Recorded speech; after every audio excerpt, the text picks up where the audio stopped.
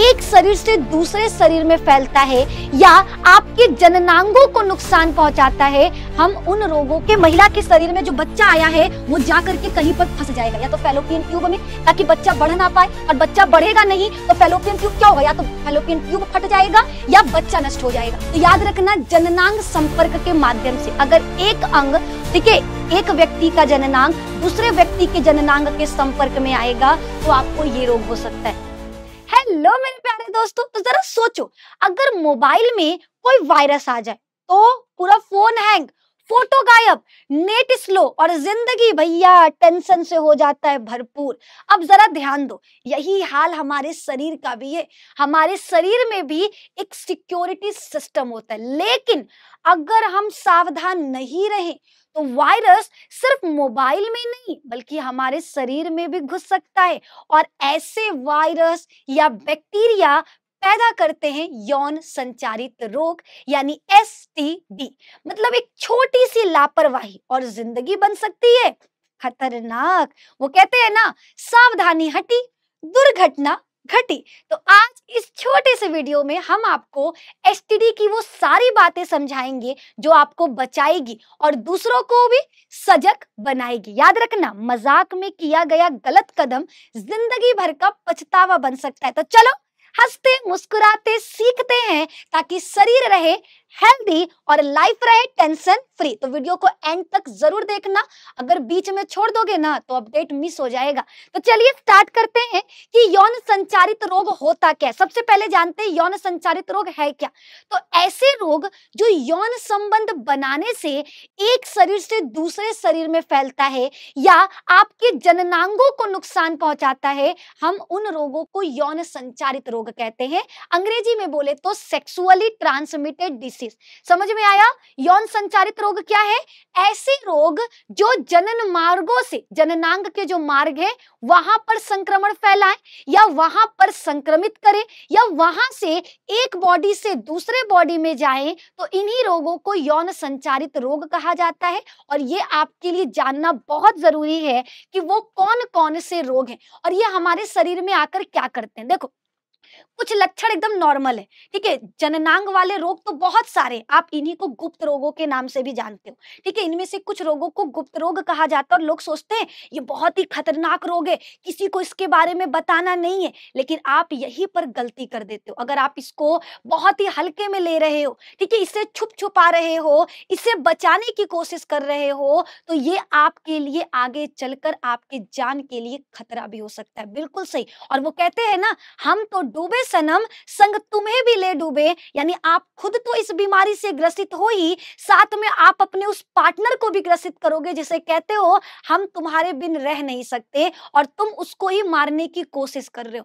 तो अगर आप इन रोगों के बारे में नहीं जानते तो पूरा जरूर पढ़िएगा, क्योंकि पढ़ोगे तो ही आप समझोगे और समझोगे तो ही आप बचोगे कि आखिर ये रोग क्या है, कैसे फैलता है, कैसे एक शरीर से दूसरे शरीर में आता है और हम पहचानेंगे कैसे कि हमको यौन संचारित रोग हो गया है। तो कुछ लक्षण इसके समान होते हैं, कुछ लक्षण विशिष्ट होते हैं, जैसे जननांगों से एक लिक्विड का निकलना, ठीक है। जननांगों से क्या, फ्लूइड का डिस्चार्ज होना, जननांगों पर खुजली होना, थोड़ा सा दर्द होना, सूजन आना, ये सब क्या है, सामान्य लक्षण है।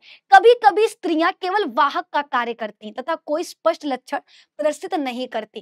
कई बार महिलाओं में कोई लक्षण नहीं होता, उनको वहां पर उनके जननांगों पे किसी भी तरह का कोई भी न जलन होता है न खुजली होता है, लेकिन उनके शरीर में यौन संचारित रोग पनप रहे होते हैं जो फैलाने के लिए तैयार हैं, जो अपने पार्टनर तक उस रोग को पहुंचाने के लिए तैयार बैठे हैं। तो आपको बहुत सावधानी से इन चीजों के बारे में समझना होगा और इन रोगों से बचना होगा। तो एक एक करके हम महत्वपूर्ण रोगों के बारे में हम पढ़ने वाले हैं। तो उससे पहले, अतः रोग बिना जानकारी में आए बढ़ता रहता है। समय से उपचार न कराने पर क्या क्या चीजें आपको देखने को मिलेंगी।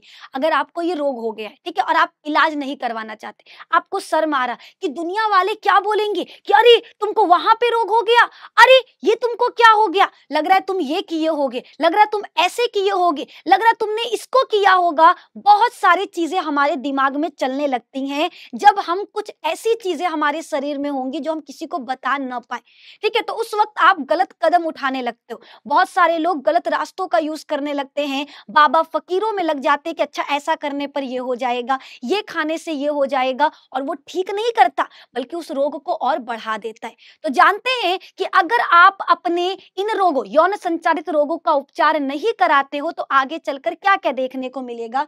पहला, गर्भपात। अगर किसी महिला को यौन संचारित रोग हो जाता है तो उसके गर्भ में बच्चा आते ही मर जाएगा।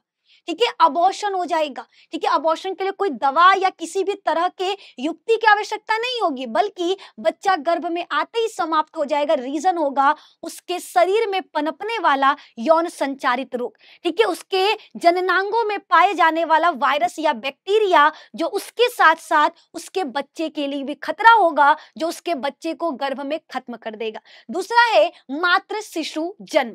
ठीक है, यानी बच्चा पैदा होते ही मर जाना या माँ की मृत्यु हो जाना। ये सारी चीजें भी हमको एसटीडी रोग वाली, ठीक है, महिलाओं में देखने को मिलता है। तीसरा है श्रोणि शोथ रोग। ठीक है, यानी आपको एक रोग, महिलाओं के श्रोणि भाग में एक रोग हो जाएगा जिसे कहते हैं पेल्विक इन्फ्लामेटरी डिसीज।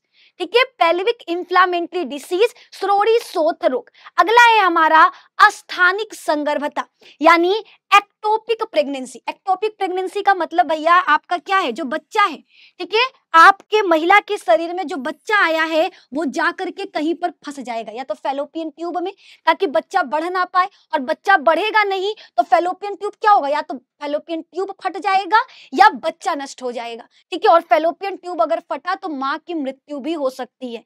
ठीक है, बंध्यता। बंध्यता का मतलब ऐसा भी हो सकता है कि जिन महिलाओं में या जिन पुरुष में एसटीडी रोग है वो बांझ हो जाए, वो संतान उत्पन्न न कर पाए। अगला जनन मार्ग का कैंसर। ठीक है, जननांगों का कैंसर भी हो सकता है उन महिलाओं को, उन पुरुष को जो एसटीडी का इलाज नहीं करवाते। तो समझ में आया ये रोग कितना खतरनाक है। अगर आप यौन संचारित रोगों का इलाज नहीं करवाते हो तो आगे चलकर आपके लिए, आपके पार्टनर के लिए, आपके बच्चे के लिए ये खतरा साबित हो सकता है। इसीलिए जैसे ही आपको लक्षणों का पता चले आप तुरंत जाकर इसका इलाज कराओ। अब हम कुछ महत्वपूर्ण क्या करने वाले, एसटीडी रोगों के बारे में पढ़ने वाले हैं, जिसमें पहला है सिफिलिस।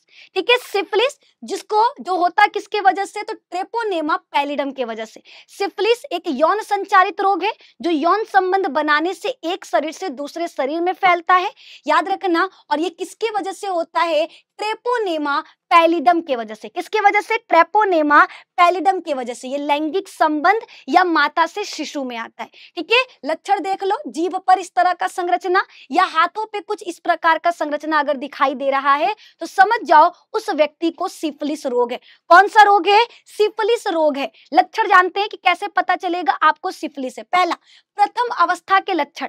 जब शुरुआत में आपको ये रोग होगा ना तो उसमें कोई भी लक्षण नहीं दिखाई देगा, दर्द रहित होगा। ठीक है, अल्सर हो जाएगा, घाव हो जाएगा, जननांगों पर फोड़ा हो जाएगा, लिम्फ नोड पर सूजन हो जाएगा। जब धीरे धीरे वो रोग बढ़ेगा, अपने द्वितीय अवस्था में आएगा तो फोड़ा ठीक होता है, त्वचा क्षति, ठीक है, चकत्ते पड़ जाएंगे, बालों का झड़ना लगेगा, जोड़े में सूजन आ जाएगा, फ्लू जैसे लक्षण आपको दिखाई देंगे। अब तृतीय लक्षण, तृतीय अवस्था में जब आपका रोग कुछ ज्यादा ही स्ट्रांग हो चुका है, कुछ ज्यादा ही खतरनाक हो चुका है, तो दीर्घकालिक अल्सर जीभ पर पड़ने लगते हैं, नाक और क्या, नाक, पैर और निचले पैर पर लकवा मार देगा, दिमाग क्षतिग्रस्त हो जाएगा, अंधापन और हृदय से जुड़ी समस्याएं आपको देखने को मिलेंगी। तो याद रखना, सिफिलिस एक यौन संचारित रोग है जो यौन संबंध बनाने से फैलता है। ये किसके वजह से होता है बच्चा, तो याद रखना सिफिलिस रोग आपका किसके वजह से, ट्रेपोनेमा पैलिडम के वजह से होता है। ट्रेपोनेमा पैलिडम के वजह से होता है। ये 3 अवस्थाओं में गुजरता है, प्राथमिक, द्वितीयक और तृतीयक। ठीक है, तृतीयक अवस्था बहुत ज्यादा खतरनाक होता है। तृतीयक अवस्था क्या होता है, बहुत ज्यादा ही खतरनाक होता है। अब बात करते हैं दूसरे रोग का जिसका नाम है गोनोरिया। गोनोरिया एक बैक्टीरिया के द्वारा होने वाला रोग है जिसका नाम है नाइसेरिया गोनोरी। और ये कैसे फैलता है, जब आप लैंगिक संबंध, जब आप किसी से सेक्स करते हो विदाउट प्रोटेक्शन, ठीक है, बिना कॉन्डम के अगर आप सेक्स कर रहे हो तो एक शरीर, अगर आपके शरीर में कोई बैक्टीरिया, कोई वायरस है तो वो आपके पार्टनर के शरीर में भी चला जाएगा। ठीक है, तो पहला, या तो सेक्स करने से फैलता है, या सार्वजनिक टॉयलेट, ठीक है, या आंतरिक वस्त्रों द्वारा होता है, ठीक है। या क्या होता है, दो रीजन है, या तो आप कोई ऐसे जगह टॉयलेट कर रहे हो जहां पे बहुत सारे लोग टॉयलेट करते हैं और आप बिना उस पे पानी डाले आप बैठ गए, या फिर वहां पर जो बैक्टीरिया है वो आपके जननांगों पर आ गया, तो आपको गोनोरिया होगा। और तीसरा, बहुत सारे लोगों को देखे होंगे, आप लोग बोलते हो ना भाईचारा, हम तो अपने भाई का कपड़ा पहन लेते। भैया कपड़ा पहनो, बहुत अच्छी बात है, लेकिन अंडरगारमेंट्स, भैया पाप है ये, है ना। और ये एक खतरनाक रोग का इशारा है। अगर आप अंडरगारमेंट शेयर कर रहे हो, किसी दूसरे के अंडरगारमेंट्स को पहन रहे हो, तो ये